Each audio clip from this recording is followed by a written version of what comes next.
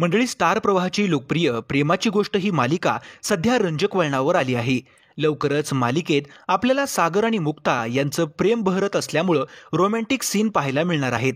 अशातच तेजश्री प्रधान व राज हंचनाळे यांची प्रमुख भूमिका असलेल्या प्रेमाची गोष्ट मालिकेचे दिग्दर्शक बदलल्याचं समोर आलं आहे. प्रेमाची गोष्ट मालिकेचे जुने दिग्दर्शक एका प्रसिद्ध मराठी अभिनेत्रीचे पती होते. स्वराज्यरक्षक संभाजी या ऐतिहासिक मालिकेमध्ये सोयराबाईच्या भूमिकेत झळकलेली स्नेहलता वसईकर हिचे पती गिरीश वसईकर प्रेमाची गोष्ट मालिकेच्या दिग्दर्शनाची जबाबदारी सांभाळत होते.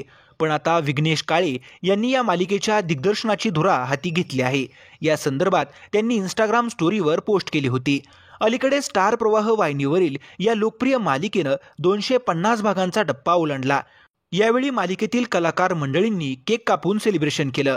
या सेलिब्रेशनचा फोटो शेअर करत विघ्नेश कांबळे यांनी प्रेमाची गोष्ट मालिकेच्या दिग्दर्शनाची धुरा हाती घेतल्याचं जाहीर केलं. नवीन टीम नवीन काम असं त्यांनी फोटोवर लिहिलं होतं.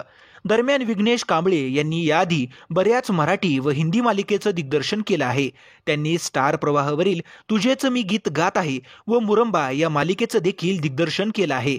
तसेच ते स्टार प्लसच्या मेटा खट्टा प्यार हमारा या मालिकेचं दिग्दर्शन देखील करत होते. आता ते पुन्हा एकदा स्टार प्रवाह परिवारात सामील झाले आहेत.